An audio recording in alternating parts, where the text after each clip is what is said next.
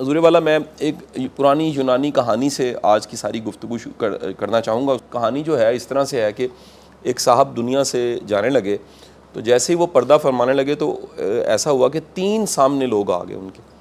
وہ تینوں کو انہوں نے بڑی حیرت سے دیکھا اور دیکھنے کے بعد کہا کہ آپ لوگ کون ہیں؟ تو وہ تینوں نے کہا, پہلے نے کہا کہ میں وہ وقت ہوں جو آپ کو ملا تھا اور آپ نے اسے صحیح طرح سے استعمال نہیں کیا.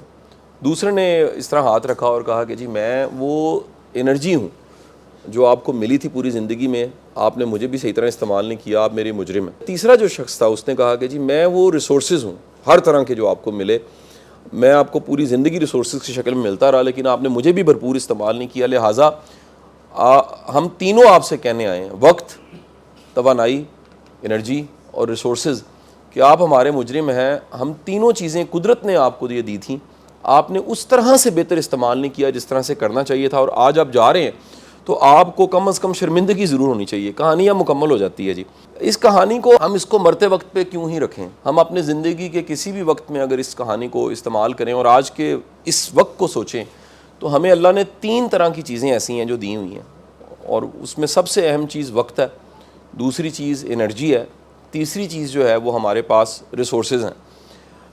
زندگی کا کمال یہ ہے کہ یہ جو تینوں چیزیں ہیں یہ اس کو اگر آپ تقدیر کے ساتھ بھی جوڑیں تو ان کی جو ریشو ہے, سم ٹائم انرجیز تھوڑی سی کم ہوتی ہیں, ریسورسز زیادہ ہوتے ہیں, سم ٹائم ہی ٹائم ہوتا ہے, نہ انرجی ہوتی ہے نہ ریسورسز ہوتے ہیں, ان کی پرپورشن بدلتی رہتی ہے. لیکن یہ کوئی بندہ نہیں کہہ سکتا کہ مجھے یہ تینوں چیزیں نہیں ملی, کسی نہ کسی شکل میں آپ کو یہ تینوں چیزیں فراہم ہو جاتی ہیں. آپ قدرت کی مہربانی رب کی دیکھیے کہ دنیا میں ایک بڑی تعداد ایسے لوگوں کی ہے جن کے پاس بہت زیادہ انٹلیکٹ نہیں ہے, ذہانت نہیں ہے.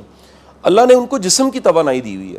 آپ کبھی کسی مزدور کے ہاتھ پکڑ کے دیکھیے گا اور اس کا سٹیمنا دیکھیے گا, اس کو اینٹیں اٹھاتے دیکھیے گا, یا کسی کوئلے کی کان میں جا کے کام کرتے دیکھیے گا, آپ حیران ہو جائیں گے. ان کی باڈی, ان کا سٹیمنا, ان کے مسلز وہ بغیر کسی جم کے بنے ہوئے ہیں, اور وہ سٹیمنا ساری کی ساری قدرت نے انرجی ان کی جسم میں رکھ دی ہے. وہ اس جسم کی انرجی کے ذریعے سب کچھ کما رہے ہیں. ان کی جو اپریسیشن ہے, ان کو جو شاباشی ملتی ہے, ان کو جو اپریزل ملتا ہے, ان کی روزی روٹی وہ کماتے ہیں, وہ سارا کچھ جسم کی انرجی کے ساتھ جڑا ہوا ہے. آپ دیکھیں گے دنیا میں ایک تھوڑے لوگوں کی تعداد ہے جن کے پاس ذہانت ہے. آپ بڑے بڑے ذہین لوگوں کو دیکھیں گے تو وہ آپ کو کہہ لیجئے کہ کوئی ڈنڈ بیٹھکوں والے نہیں ملیں گے, آپ کو بڑے مناسب سے لوگ ملیں گے. آپ کو پتہ لگے گا کہ اللہ تعالیٰ نے ان کی جو انرجی ہے ان کی باڈی میں نہیں رکھی, باڈی میں اتنی رکھی ہے جتنی سروائیول کے لیے ضروری ہے, لیکن ان کی جو ذہانت ہے وہ ان کے پاس ہے, وہ انرجی کی ایک شکل ہے ان کے پاس, انڈرسٹینڈنگ ان کے پاس ہے. اور وہ کتنی قسمیں ذہانتوں کی, اس پہ بھی کئی طرح کی ریسرچ سامنے آ چکی ہیں. اسی طرح ریسورسز کی ایسی شکلیں آپ سن کے حیران ہو جائیں گے. ہم ریسورسز کو صرف اپنی وہیکل, پیسے, ان چیزوں کو مانتے ہیں. وقت کے ساتھ ساتھ پتہ لگا ہے کہ جو ہمارے رشتے اور تعلق ہوتے ہیں یہ بہت بڑا ریسورس ہوتے ہیں. رسپیکٹ ایک بہت بڑا ریسورس ہوتی ہے, وہ جو آپ نے ریپیوٹ کمائی ہوتی ہے ایک بہت بڑا ریسورس ہوتی ہے, وہ بھی رزق کی شکلیں ہوتی ہیں. اس طرح کرتے کرتے یہ سب چیزیں جو زندگی میں ہمیں ملتی ہیں اس کو بھرپور استعمال کرنا ہمارا فرض ہے. اور اس پہ دنیا میں جتنی کتابیں لکھی گئی ہیں اس میں سے سب سے ایک جو کمال کتاب میری بھی بڑی پسندیدہ رہی وہ ٹم فیرز کی کتاب تھی, اور اس کتاب کا نام تھا 4 Odd Works a Week. اگر صرف ہمیں 4 گھنٹے ہی پورے ہفتے میں کام کرنا ہے تو ان 3 چیزوں کو جو میں نے بتائی ہیں, ٹائم, انرجی اور ریسورسز, ان کو بہترین کیسے استعمال کر سکتے ہیں. ٹم فیرز کیونکہ ایک ماڈرن اسکالر ہے, آج کے زمانے میں اس کی یہ کتاب جو ہے ایون اردو میں بھی ترجمہ ہو چکی ہے, تو وہ کہتا یہ ہے کہ اپنی ان 3 چیزوں کو بہترین استعمال کرنے کا آسان سا طریقہ, اس کے لیے کوئی بڑی ذہانت نہیں چاہیے, ایک فیصلہ آپ کو کرنا پڑتا ہے. وہ کہتا ہے کریں یہ کہ آپ اپنی زندگی کی ترجیحات کا تعین کر لیں. آپ طے کر لیں کہ یہ number 1 priority, number 2 priority, number 3, number 4, یہ 4 میری پریورٹیز کیا ہیں جو آپ کی ٹاپ پریورٹیز ہیں. آپ ان 4 اپنی پریورٹیز پہ اپنی انرجیز کو, اپنے ٹائم کو اور اپنے ریسورسز کو لگانا شروع کر دیں, آپ ایک غیر معمولی کام کر لیں گے. اب میں ایک چھوٹا سا ایک اور واقعہ سناتا ہوں. آج سے 10-12 سال پہلے ایوان اقبال میں ایک تقریب تھی. ایک رائٹر تھے, ان کا نام تھا سید قاسم محمود. قاسم محمود صاحب کا بڑا کنٹریبیوشن ہے. وہ کبھی ایک آنا لائبریری سے شروع کر کے اور بے شمار ان کے رسالے, انسائکلوپیڈیاز اور کیا کچھ انہوں نے جنریٹ کیا. مجھے یہ شوق ہے پڑھنے لکھنے والوں کو ڈھونڈنا, ان کو سننا, ان سے سوال پوچھنا. تو میری قاسم محمود صاحب کے ساتھ زندگی میں 2 ملاقاتیں، ایک وہ ایوان اقبال کی بیسمنٹ میں ہے اور دوسری ماڈل ٹاؤن لائبریری میں ہے۔ مجھے آج بھی یاد ہے کہ جب میں ان سے ملا تو ان کا جو سارا کام تھا وہ ایوان اقبال کی بیسمنٹ میں ٹیبلز پہ سجا ہوا تھا، اور یقین نہیں آتا تھا ایک شخص نے اتنا زیادہ کام کیسے کر لیا، اتنا کام لکھنے پڑھنے کا، اتنے انسائکلوپیڈیاز، اتنے رسالے، اتنے بلاگز، اتنی رائٹنگ، اتنا کچھ ایک فرد نے کیسے کر لیا۔ تو میں ان کے پاس گیا اور ان سے میں نے ہاتھ میں لایا، ان کی عمر میرا خیال ہے 80 کراس کر چکے تھے، آخری ایام تھے۔ اس کے بعد کچھ ہی عرصے کے بعد ان کی دوسری میری ملاقات ہوئی اور اس کے بعد وہ اللہ کے پاس چلے گئے، پردہ فرما گئے۔ میں نے ان سے پوچھا کہ آپ نے اتنا کام کیسے کیا، اشارہ کر کے میں نے کہا یہ اتنے ٹیبلز پہ آپ کا کام پڑا ہوا ہے۔ تو حیران کن بات یہ کہ انہوں نے کہا کہ میں نے اپنی ترجیحات کا تعین کیا اور پھر اپنی زندگی کو اس پہ لگا دیا۔ یہ جو زندگی ہے، میں پھر سمجھ لیجیے زندگی صرف وقت نہیں ہے، زندگی تینوں چیزوں کا مجموعہ ہے۔ یہ آپ کا ٹائم بھی ہے، آپ کی انرجیز بھی ہیں، آپ کی ریسورسز بھی ہیں۔ وہ کہتے ہیں میں نے لگا دیا، جس کے نتیجے میں میرا کام آج ایسا ہے کہ جس کو دیکھ کے ساری دنیا کہتی ہے کہ ایک فرد اتنا زیادہ کام کیسے کر سکتا ہے۔ اچھا، یہی 60 70 80 سال کی زندگی آپ کو اور مجھے ملتی ہے۔ آپ کبھی ایز کہہ لیجئے کیس اسٹڈی کے طور پہ، میرا دل کرتا ہے سر ہمارے ٹریننگ کے اداروں میں حکیم سعید صاحب کو ٹائم مینجمنٹ کے طور پہ پڑھایا جائے، ان کی تھیوریز پڑھائی جائیں۔ ہمیں دنیا کی ساری ٹائم مینجمنٹس کی کتابیں پڑھنے کی ضرورت ہی نہیں ہے۔ آپ حکیم سعید صاحب کی زندگی پڑھ لیجئے، آپ زندگی کے ان کے ابواب اوراق واقعات پڑھ کے حیران ہو جائیں گے کہ اگین انہوں نے اپنی ترجیحات کا تعین اتنا زبردست کیا ہوا تھا کہ وہ اپنا وقت ضائع نہیں کرتے تھے، اور وقت ضائع نہ کرنے کی توانائی، وقت اور ریسورسز کو ضائع نہ کرنے کی وجہ سے جب وہ شہید ہوئے اور دنیا سے گئے تو ان کا سارا کام جب دنیا سامنے رکھ کے دیکھنے لگی تو یقین نہیں آیا ایک شخص، ایک فرد اتنا کام کیسے کر سکتا ہے۔ اس کام میں یونیورسٹی بنانا، اس کے بعد ان کی طب کا کام بھی چل رہا تھا، وہ گورنر بھی تھے، وہ اپنے ٹائم سوتے بھی تھوڑا تھے، کھاتے بھی بڑا مناسب سا تھے، لیکن اپنی ترجیحات کا تعین انہوں نے اتنا واضح کیا ہوا تھا، اتنا کلیئر کیا ہوا تھا کہ اپنا انہوں نے کبھی ایک منٹ بھی ضائع نہیں کیا۔ میں نے یہاں تک سنا کہ اپنے سفر میں ایون جو ٹائم درمیان میں ہوتا ہے ایک جگہ سے دوسری جگہ پہنچنے میں، وہ خطوط اپنے ساتھ رکھتے تھے، ان کے جواب دینے لگ پڑتے تھے، اور ان کے جواب دیتے دیتے وہاں پہنچ جاتے تھے۔ وہاں اپنا کام کرنے کے بعد جو فرض کیجئے میرا ایک لیکچر ہے اور دوسرا لیکچر 12:30 بجے، درمیان میں 15 منٹ بچ گئے ہیں، تو ان 15 منٹ میں بھی وہ کیا کرتے تھے کہ اس علاقے کے اپنے مریضوں کو چیک کر لیتے تھے فری۔ وہ کہتے تھے میں آیا تو ہوں، تو میرے پاس آپ کا ایڈریس بھی تھا، تو کچھ جگہ پہ نوک کر لیا، کچھ کو بلا لیا۔ وہ اتنا بھرپور وقت استعمال کر کے دنیا سے گئے، اور آپ کبھی ان کی زندگی کو ٹائم مینجمنٹ کے کانسیپٹ میں پڑھیے گا، آپ حیران ہو جائیں گے کہ اتنی پروڈکٹیو لائف انہوں نے گزاری ہے۔ میں آپ سب سے یہ ساری کی ساری جو بات چیت کر رہا ہوں، کیوں کر رہا ہوں کہ ہم سارے کہیں نہ کہیں مڈ کیریئرز پہ کھڑے ہیں۔ ہماری عمر 35-36 سال سے لے کے 50 سال کے کہیں راؤنڈ پہ ہوگی۔ یہ ٹائم وہ ہوتا ہے جس کو ماڈرن کتابیں اور ماڈرن تھیوریز ری برتھ بھی کہتے ہیں۔ ری برتھ کا ٹائم ہوتا ہے، یہ دوبارہ سے ایک پیدائش ہوتی ہے انسان۔ دوبارہ سے پیدائش کیوں ہوتی ہے؟ کیونکہ آپ پیچھے مڑ کے دیکھیے گا، پچھلی زندگی میں آپ کے جو ٹارگٹس، ایزائمز اور گول تھے وہ سارے اچیو ہو چکے ہیں۔ میں چیلنج کرتا ہوں ہم سب انکلوڈنگ می، آج کے دن جو کچھ ہمارے پاس ہے کبھی کا خواب تھا۔ اس کو ری برتھ اس لیے کہتے ہیں، یہ آئیڈیل ٹائم ہوتا ہے اپنی ترجیحات کو دوبارہ سے سمجھنا، ری کنسیڈر کرنا، ری ڈیفائن کرنا، اور دوبارہ سے پریورٹائز کرنا کہ اگلی میری زندگی کیسے ہوگی۔ میں آپ کے ساتھ ایک اور تیسری چیز شیئر کر دوں۔ ابھی تک میں نے 3 واقعات سنا دی ہیں، یونان کی کہانی سنا دی ہے، قاسم محمود صاحب کا واقعہ سنا دیا، اور تیسرا ڈی پی او صاحب، میری جب 23 سال عمر تھی نا، میری ایک گڈ لک تھی کہ 21 سال کی عمر میں نے 20 سال کی عمر میں نے واصف علی واصف صاحب کو پڑھا، 21 سال کی عمر میں نے، کیونکہ 90s میں نے زاویہ دیکھنا شروع کیا تھا تو اشفاق صاحب کو ڈھونڈ لیا میں نے۔ یعنی یہ جو شوق تھا دانشور کو ملنے کا، سیکھنے کا، سوال پوچھنے کا، یہ ایک میری پچھلی 23-24 سال کی زندگی کا ایک پروسیس ہے، کنٹینیوس پروسیس ہے، لرن کرتے کرتے کرتے کرتے۔ تو 23 سال کی عمر میں نے ایک ڈائری میں کچھ خواہشیں لکھی، وہ خواہشوں کی ایک لمبی چوڑی تفصیل تھی، ایک اندازہ لگاؤں تو وہ 68 تھی، 68 تھی۔ وقت کے ساتھ ساتھ یہ خواہشیں اور بڑھتی گئیں۔ اچھا، یہ کوئی ایسی خواہشیں نہیں تھی جو مٹیریل تھی، یہ خواہشیں تھی تجربہ، یہ تجربہ بھی کرنا چاہیے، یہ تجربہ بھی کرنا چاہیے، یہ تجربہ بھی کرنا چاہیے، یہ بھی ابھی میں نے نہیں کیا۔ چند دن پہلے ایسا ہوا کہ وہ خواہشوں کی تعداد تو کوئی 100 کے قریب جا چکی تھی، میں نے کچھ 6-8 مہینے لگا کے اس پہ کتاب بنا دی، کیونکہ میری عمر 43 سال تقریباً ہو گئی تھی، تو میں نے اس کتاب کا نام رکھا 40 کا چلہ۔ اور میری ٹیم نے اور میری فیملی نے اس کو کاؤنٹر چیک کیا تو وہ 100% میں کر چکا تھا. مثلا میں کچھ چیزیں آپ کو بتاتا ہوں جو لائف کے ایکسپیرینس ہیں, کہ کبھی آپ کسی لگے کی رات میں کسی ریگستان میں رات گزاریں. لگے کی رات سرائکی میں کہتے ہیں کہ ایسی رات جس میں چاند بھی نہ نکلا ہو, اندھیرا ہو.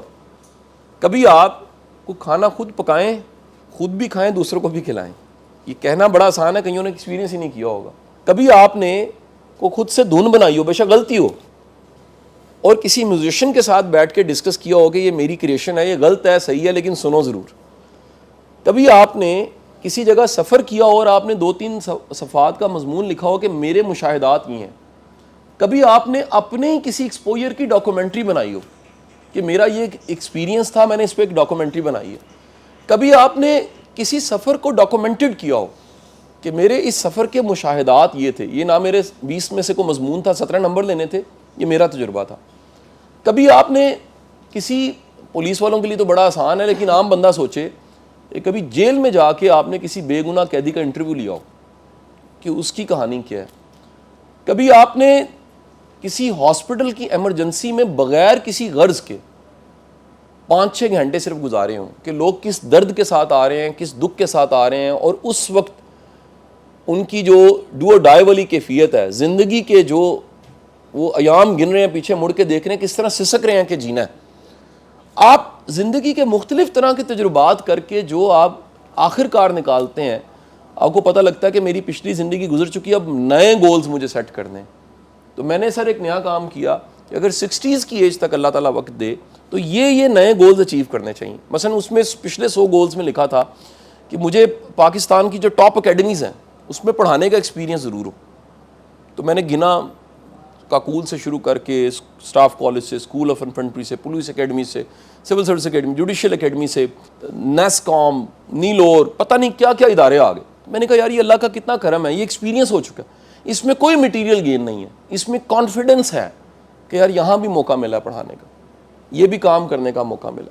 میرا آپ سب کو ایک چھوٹا سا ایک گول بنانے کا میں آپ کو ٹارگٹ دینے لگا ہوں.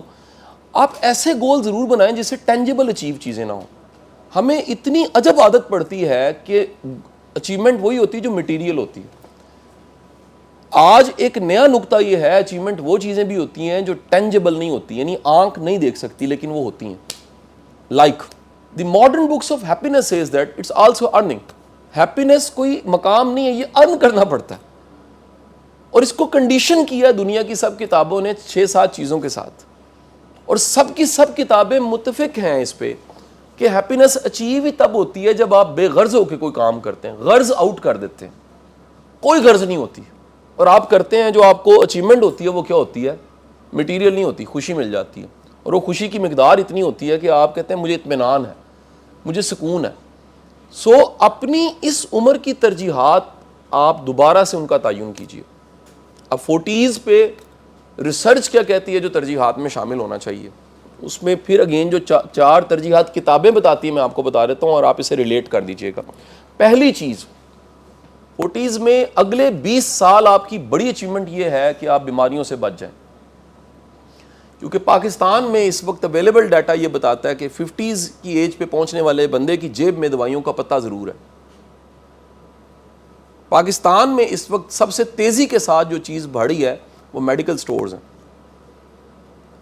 ادویات اور بیماریوں کی تعداد بہت تیزی کے ساتھ بڑھ رہی ہے. آپ کے خیال میں پاکستان میں جراثیم زیادہ ہے؟ نو. پاکستان میں لائف سٹائل غلط ہے لوگوں کا. ہمیں جینا نہیں آتا, اور جینا نہ آنے کی وجہ سے ہماری 80% جو بیماریاں اس وقت موجود ہیں وہ سب کی سب رانگ لائف سٹائل کی وجہ سے ہیں. اس میں کوئی بھی جراثیم کی بیماری نہیں ہے. سر اس سے بڑی بدقسمتی کوئی نہیں ہے کہ آپ مڈ ایج پہ آ کے آپ نے کہیں پر اپنی ہیلتھ کو پریورٹی نہیں رکھا.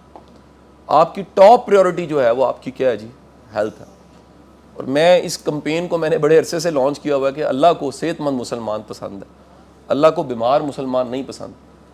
ہم یہ لاغر مظلوم اور بیمار مسلمان نہ بنے, ہم صحت مند مسلمان بنے. Health is your top priority, اس کو اپنی پریورٹی میں ضرور رکھیں. نمبر 2, میں پروفیشن کو بعد میں لے کر آؤں گا. اس عمر میں ایک بڑی کمائی آپ کے رشتوں کا بچنا ہے, کیونکہ ہماری انرجی کا بڑا حصہ کام لے جاتا ہے, اور رشتے بچانے کے لیے بھی کیا چیز چاہیے؟ اگین ٹائم، انرجی اور ریسورسز چاہیے. ہم نہیں دے پا رہے ہوتے. ہمیں اندازہ ہی نہیں ہو رہا ہوتا کہ ہمارے رشتے کتنے کمزور ہو رہے ہیں. ہمیں اندازہ ہی نہیں ہو رہا ہوتا کہ ایک اچھا پروفیشنل بننے کے لیے، ڈلیور کرنے کے لیے گھر کا اچھا ہونا کتنا ضروری ہے، ایک امن کا ہونا کتنا ضروری ہے، ایک ذہنی سکون کا ہونا کتنا ضروری ہے. سو آپ کی پریورٹی میں سیکنڈ پہ میں ہمیشہ رکھوں گا رشتوں کو. نمبر 3 میں اگین پروفیشن کو نہیں رکھوں گا. نمبر 3 کنٹینیوس لرننگ ہے، کچھ سیکھتے رہنا ہے. آج کا چیلنج یہ ہے کہ ہمارے پروفیشنلز بھی کتابیں نہیں پڑھتے. ایک بڑی تعداد لوگوں کی آپ کو ایسے ملے گی جنہوں نے آخری کتاب بھی شاید ایک عرصہ پہلے پڑھی ہو، شوق سے نہیں پڑھتے. آپ کسی سے عام ایک سروے کنڈکٹ کر کے کہیں پر دیکھیے کہ انہوں نے لاسٹ کتاب کب پڑھی ہے، کون سی پڑھی ہے. نہیں پڑھی ہوگی. کتاب پڑھنے کا کلچر ہی نہیں ہے. پڑھانے والے کتاب نہیں پڑھتے. ہائر ایجوکیشن والے یہاں بیٹھے ہیں، میں پچھلے 5 سال سے PHEC پڑھا رہا ہوں اور میں پروفیسر سے کویشچن کرتا ہوں کہ آپ نے آخری کتاب کب پڑھی اور کون سی پڑھی ہے. 99.9% کا جواب نو ہوتا ہے، پڑھی نہیں ہے. پڑھنے والے کتاب نہیں پڑھتے. اور بقول اشفاق احمد کے، جس کے پاس کہنے کو کچھ نہیں ہے وہ غیبت کرے گا. آپ سوسائٹی کا گفتگو کا معیار کا اندازہ لگا لیجئے کہاں پر چلی گئی ہے. وجہ کیا کہ نہ کوئی ریفرنس ہے، نہ کوئی حوالہ ہے، نہ کچھ پڑھا ہے، نہ کچھ بتانے کو ہے. سو دی تھرڈ تھنگ از وہ ہے لرننگ. اور لرننگ کو خدا کے لیے صرف اسکول، کالج، یونیورسٹی سے نہ جوڑیے. یہ کنٹینیوس لرننگ ہے. یہ کتاب سے بھی ہے، ڈاکومنٹری سے بھی ہے، مشاہدے سے بھی ہے، ریفرنس سے بھی ہے. یہی کوئی 2002-03 کی سر بات ہے. میں نے نا سر ایک دفعہ ایک سنڈے کا میگزین کھولا، اس میں مستنصر حسین تارڑ صاحب کا ایک انٹرویو لگا ہوا. تارڑ صاحب سر کیونکہ ہمارے وہ زمانے طالب علمی میں صبح کے ٹائم کارٹون دکھاتے تھے، بڑے فیورٹ تھے چاچا جی، تو میں ان کو بڑا آئیڈیلائز کرتا. تو ان سے اس انٹرویو میں کسی نے سوال پوچھا ہوا تھا کہ آپ کی پسندیدہ کتاب کون سی ہے. تو تارڑ صاحب نے کہا ایک رشین رائٹر ہے، اس کی کتاب ہے میرا داغستان، اردو میں ترجمہ ہے اس کا، میری بڑی پسندیدہ ہے. نیکسٹ ورکنگ ڈے پہ میں اردو بازار اس کتاب کو ڈھونڈنے کے بعد میں نے اس کتاب کو پڑھا، اور میں آج 17-18 سال بعد بھی اعتراف کرتا ہوں کہ میری زندگی کی ٹاپ 10 بکس جنہوں نے مجھے بڑا متاثر کیا ہے اس میں سے میرا داغستان، رسول حمزہ توف کی کتاب شامل ہے. سر ہم نے نہ کسی کو فالو کیا ہوتا ہے، نہ ہم کچھ نیا پڑھتے ہیں، نہ ہمارے پاس بتانے کو کچھ ہوتا. اس کا نتیجہ کیا ہوتا ہے؟ ایک نہ چاہتے ایسی ایگو پیدا ہو جاتی ہے جو ہماری گروتھ کو روک دیتی ہے. Again recommend your book. ابھی تک کتنی کتابیں میں نے حوالہ دے دی ہیں جی بتائیں؟ 4 hour works a week by Tim Ferriss. The second is Rasul حمزہ توف کی کتاب میرا داغستان. تیسری کتاب لکھ لیجئے گا، وہ بھی بڑی اہم. The book name is ego is enemy, Ryan Holidays. وہ کہتا ہے کہ آپ کی یہ جو گروتھ ہے گریڈ 17 سے 18 ہونے کی، 18 سے 19 ہونے کی، اس سے زیادہ امپورٹنٹ اندر کی گروتھ ہے. اور اندر کی گروتھ کا سب سے بڑا ہرڈل اگر کوئی ہے تو وہ ہرڈل ہے ایگو. اور ایگو کا مطلب ہے اپنے بارے میں رائے کہ میں سیچوریٹ ہوں، مجھے ہر چیز پتہ ہے. سر ہمیں بہت کچھ نہیں پتہ. علم کو دنیا کے ہر بڑے دانشور نے، وہ سوکریٹس سے شروع کریں یا آج کے جدید زمانے کے واصف علی واصف صاحب تک آئے، اس بات پہ وہ ڈن کر چکے ہیں کہ علم لا علمی کے ہونے کا احساس ہے. جب آپ کو پتہ لگ جاتا ہے کہ مجھے بہت کچھ نہیں پتہ، مجھے بہت کچھ جاننا چاہیے، مجھے اپنی فیلڈ، اپنے شعبے میں بہت کچھ جاننا ہے. آپ جو کچھ کر رہے ہیں کبھی اپنی فیلڈ میں کویشچنز اٹھائیے کہ یہ سوال مجھے پتہ ہے، یہ سوال مجھے پتہ ہے، یہ سوال مجھے پتہ ہے، یہ سوال مجھے اپنی فیلڈ کے بارے میں پتہ ہے. آپ جس ضلع میں موجود ہیں، کچھ تو دیکھیں ایسے آفیسرز ہوں گے جنہوں نے اسی ضلع میں رہنا ہے، لیکن کبھی آپ دیکھیے کہ جس ضلع میں آپ موجود ہیں اس ضلع کے بارے میں آپ نے جانا. یعنی کم از کم پوسٹڈ آفیسر کو تو گول بنا لینا چاہیے کہ اپنی 1.5-2 سال کی پوسٹنگ، یا جتنے بھی پاکستان میں تو پوسٹنگ بھی بڑی تیزی کے ساتھ بدلتی ہیں، اپنی پوسٹنگ کے ٹائم میں ضلع کو ہی جانیں، اپنی فیلڈ کے بارے میں جانیں، اپنے کام کے بارے میں جانیں، اس کے آرکائیوز نکالیں، اس کا ڈیٹا نکالیں. تو آپ کو پتہ لگے گا کہ ایک جرنی جو ہے وہ اندر کا جرنی ہے، اور وہ ایسا کمال کا جرنی ہے جو آپ شروع کرتے ہیں تو سب سے پہلے جو چیز مینیج ہوتی ہے وہ آپ کی ایگو ہے. اور ایگو جب بھی مینیج ہوگی آپ کی نہ چاہتے پرفارمنس بہتر ہو جائے گی. اپنی زندگی میں اپنے سے قابل لوگ ضرور ڈھونڈیں. میں مثلا پچھلے 20-25 دن پہلے میں الحمرہ کی سیٹ میں نے سنبھالی. سب سے پہلا کام میں نے یہ کیا کہ مجھ سے پہلے جو چیئرمین تھے اور پازیٹیو لوگ تھے، طاولہ قاسمی صاحب تھے، کئی نام تھے، میں نے ان سے رابطہ کیا کہ جی آپ کا ایکسپیرینس کیا ہے، میں آپ سے سیکھنا چاہتا ہوں، میرا ٹائم سیو ہوگا، آپ مجھے بتائیں کیا ہو سکتا ہے. میں نے کراچی رابطہ کیا، احمد شاہ صاحب کراچی آرٹ کونسل کو دیکھ رہے تھے. میں نے کہا سر آپ مرشد ہیں ہمارے, مجھے گائیڈ کیجئے. جملہ یاد رکھیے گا, سوال پوچھنے والے کی ایگو نہیں ہوتی, کیونکہ وہ مان رہا ہوتا ہے مجھے نہیں پتا. نہ پوچھنے والا وہم کا شکار ہوتا ہے, نہ اسے پتا ہوتا ہے, اور یہ جب وہم پالتا ہے تو وہ پھر دیوار کے ساتھ لگتا ہے, ساری پھٹتا ہے اس کا. رستہ پوچھنے والے کی ایگو نہیں ہوتی, اور یہ علامت ہے کہ آپ نے ایگو کو مینج کیا ہوا ہے. آپ پوچھ سکتے ہیں اور پوچھنا چاہیے. اپنے سے زیادہ قابل لوگوں کو ڈھونڈیں. میں اگر اسائنمنٹ کے طور پہ کہوں تو اپنی زندگی میں 5 لوگ ایسے ضرور ڈھونڈیں جو آپ سے زیادہ بہتر اور آپ سے زیادہ قابل ہیں. ہم نے انڈو پاک کے لوگوں نے ایک اور چیز کو بڑا محدود کیا ہے. ہم نے جو مرشد ہے نا, اس کے حوالے سے ایک مت پال لیا ہے, اور وہ مت یہ ہے کہ جو مرشد ہوتا ہے وہ صرف روحانیت میں ہوتا ہے اور ایک ہی ہوتا ہے. آج ماڈرن ورلڈ اور ماڈرن کتابیں یہ بتا رہی ہیں کہ مرشد روحانیت میں تو شاید ایک ہو سکتا ہے, زندگی کے ہر شعبے کا ایک مرشد ہے. آپ اپنی زندگی کا ہر وہ حصہ اور شعبہ جس میں آپ کمزور ہیں, غور کیجئے گا اس میں استاد کی کمی ہے. بڑے بڑے لوگ یہ کہتے ہیں کہ آج فیلڈ میں آ کے اگر ہماری انگریزی کمزور ہے, اس کے پیچھے ہمارا وہ انگریزی کا ٹیچر ہے جو نہیں ملا ہمیں. ٹھیک, جس بھی شعبے کو امپروو کرنا چاہتے ہیں اس کا استاد ڈھونڈیے. جس بھی شعبے کو پروفیشنلی گرو کرنا چاہتے ہیں, جنہوں نے پرفارم کیا ہے ان کا بازو پکڑ لیں, ہاتھ پکڑ لیں. آپ ایون کہ میں 46 کامن پہ میں نے سر ریکمینڈ کیا, سی ایس اے میں پاور لک اور ڈریس پہ میں نے کوچ دے دیا. پتہ نہیں 49 والوں نے حامد سعید صاحب سے پڑھا کہ نہیں پڑھا. حامد سعید صاحب سے پڑھا. اب یہ میری ریکمنڈیشن تھی کسی ٹائم پہ کہ میں نے حامد سعید صاحب سے ڈریس پڑھا تھا. انہوں نے مجھے سکھایا تھا کہ یار کس موقع پہ کیسا لباس پہننا ہے, اور وہ فیشن نہیں پڑھاتے, وہ پاور لک پڑھاتے ہیں کہ آفیسر کو آفیسر دکھنا چاہیے. ٹھیک ہے جی.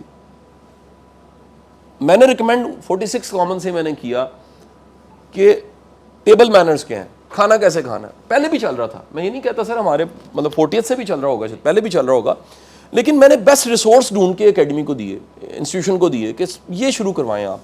وجہ کیا ہے؟ یہ سیکھنے والی چیزیں ہیں. جب آپ سیکھتے ہیں آپ کا کانفیڈنس بہتر ہوتا ہے. یہ نوٹس لینے, یہ پوائنٹس نوٹس کرنے, یہ ساری چیزیں بھی لرننگ ہیں. تو تھرڈ پوائنٹ, تھرڈ پریورٹی میں امپورٹنٹ چیز لرننگ ہے. اور مانے کو چیز نہیں پتا تو بتائیں کہ یہ مجھے نہیں پتا, یہ مجھے بتائیں آپ کیسے ہو سکتا. بس یہ تو استاد آپ کو 24 سال کا سفر بتا دوں, اس معاشرے میں 90% کویشچن نہیں ہوتے, طنز ہوتے ہیں, تمہیدی ہوتے ہیں, تقریریں ہوتی ہیں. میں لوگوں کو کئی دفعہ روک کے کہتا ہوں آپ کہنا کیا چاہ رہے ہیں. آپ سر آج لگا لیں سر, ایک کچہری لگا لیں سر, آپ کو لوگوں کے پرابلم کم اور کہانیاں زیادہ ملیں گی, کویشچن کلیئر نہیں ہوں گے. ہماری سوال کرنے کی ٹریننگ نہیں ہے, سوال اٹھانے کی ٹریننگ نہیں ہے. ہمیں سوال کی جو ایک مینر ہے سوال کا, سر سماج کو ہی نہیں پتا, نہ یونیورسٹی میں پتا ہے نہ سوسائٹی کو پتا ہے. ہمیں سیکھنا چاہیے. Number 4 is your profession, deliver کرنا. میں سیٹوں کو خدمت کی سیٹ کہتا ہوں, عہدہ کوئی چیز نہیں ہوتی. اگر آپ کے ہونے سے خدمت نہیں ہو رہی, اللہ نے آپ کو کسی عہدے پہ بٹھا کے توفیق نہیں دی خدمت کی, تو آپ کے ہونے اور نہ ہونے سے کوئی فرق نہیں پڑا. امام علی سے پوچھا گیا, نہج البلاغہ میں کوٹڈ ہے, کسی نے آ کے پوچھا کہ اللہ ہم سے راضی ہے کیسے پتہ لگے گا. انہوں نے فرمایا تمہارے دروازے پہ اگر سائل موجود ہے تو اللہ راضی ہے. تو آپ سب تو بڑے خوش قسمت ہیں. آپ تو ابھی اٹھ کے جائیں گے, اسسٹنٹ کمشنرز سر اٹھ کے جائیں گے, ڈی پی او صاحب جائیں گے, لائنیں لگی ہوئی ہیں, لوگوں کے یہاں چیلنج ہے. اور یہ آپ دیکھیں کہ جاب ہی ہوتی ہے, تنخواہ ہی ہوتی ہے, لیکن نیکی کا کتنا بڑا موقع ہے. کوئی چل کے آپ کے پاس آیا ہوا, کوئی اپنا پرابلم لے کے آیا ہوا, اور اللہ نے آپ کو اختیار دیا ہے کہ آپ کے سننے سے, آپ کے کہنے سے, آپ کے سائن سے, آپ کے لکھنے سے اس کا مسئلہ حل ہو سکتا. اور ان ساری چیزوں کو آج سامنے رکھتے ہوئے جہاں سے میں نے شروع کیا کہ 3 چیزیں آپ کے پاس ہیں زندگی میں, وقت ہے, انرجیز ہیں, ریسورسز ہیں. اور یہ رائٹ ٹائم ہے کس چیز کا جی, ٹو ڈیسائیڈ پریورٹیز. کیونکہ اس زندگی کا ایک اور ڈائلما ہے, اس ڈائلمے کو بتا کے میں کلوز کر دوں گا, پھر سوال جواب لے لوں گا. ڈائلما یہ ہے کہ آپ کے زندگی کو اگر 3 حصوں میں تقسیم کر دیا جائے, پہلا حصہ 1/3, 1/3 and 1/3, دوسرا اور تیسرا, تو اس کے پہلے 1/3 میں عام طور پہ وقت بہت سا ہوتا ہے, انرجیز بہت سی ہوتی ہیں, ریسورسز کوئی نہیں ہوتے. اور زندگی کو بھرپور انجوائے کرنے کے لیے تینوں چیزیں ضروری ہیں. آپ کے سیکنڈ والے حصے میں, جس میں سے اس وقت ہم سارے بیٹھے ہوئے ہیں, اس سیکنڈ حصے میں آپ کے پاس انرجیز ہیں, آپ کے پاس ریسورسز بھی ہیں, آپ کے پاس وقت نہیں ہے. سپیڈ اتنی تیز ہے, آپ سب اگر تخیل کی طاقت ماضی میں جھانکیے تو میٹرک کے ایگزامز دینے کے بعد جو رزلٹ آنا تھا نا, وہ قیامت لگ رہی تھی. 3 مہینے گزارنا لگتا تھا پتہ نہیں کب, اور آج آپ دیکھیے 3 ماہ کیسے گزرتے ہیں, ہفتہ کیسے گزرتا ہے, مہینہ کیسے گزرتا ہے, اور وقت کیسے گزرتا ہے. اس 2020 پہ جب کووڈ آیا تھا, ہم کہتے تھے اگلے سال 2021 آئے گا, سارے مسئلے حل ہو جانے ہیں. 21 آ کے جا چکا ہے, 22 آ کے جا چکا ہے, اور ہم 23 میں کھڑے ہیں, اور اس کا بھی تیسرے مہینے کی آج 16 تاریخ ہے. یہ سال بھی ختم ہو جانا. یہ رائٹ ٹائم ہے. اگلے تیسری 1/3 جو ریمیننگ رہ گیا سر, اس کا سب سے بڑا چیلنج ہے. اس میں چیلنج یہ ہے کہ آپ کے پاس کیا کیا ہوتا ہے, آگے وقت ہوتا ہے, ختم ہونے والا دیکھو ہوتا ہے, آپ کے پاس ریسورسز بھی ہوتے ہیں, پینشن چیزیں آ گئیں, سر انرجی کوئی نہیں ہوتی. سیب ہاتھ میں ہوتا ہے, دانت نہیں ہوتے. اخروٹ توڑنا چاہتے ہیں, انرجی کوئی نہیں ہوتی. اور آپ اس وقت یہ جو ٹائم جس میں آپ اور میں ہم سب موجود ہیں, اس دی آئیڈیل ٹائم. اس سے اچھا وقت نہیں ہو سکتا جس میں صرف آپ ترجیحات کا تعین کیجئے اور اپنی لائف کی پریورٹی سیٹ کر لیجئے. میں آپ کو پھر کہوں گا, ہر چیز کا ایکسپریشن بنائیے. آپ اپنی ہر چیز کا ایکسپریشن بنائیے. فرسٹ آف آل آپ کو ہیلتھ, اگر میں نے کہا آج اس یوٹیوب نے بڑی آسانی کر دی ہے سر, 3 منٹ کی مکمل ایکسرسائز موجود ہے. 3 منٹس, جم جانے کی ضرورت نہیں ہے. وہ کہہ رہے ہیں جی آپ یہ 3 منٹ صرف ایکسرسائز کر لیں, آپ کو سویٹنگ ہوئی ہے, آپ کو سانس پھولا ہے, ایکسرسائز ہو گئی ہے, آپ ہیلدی رہیں گے.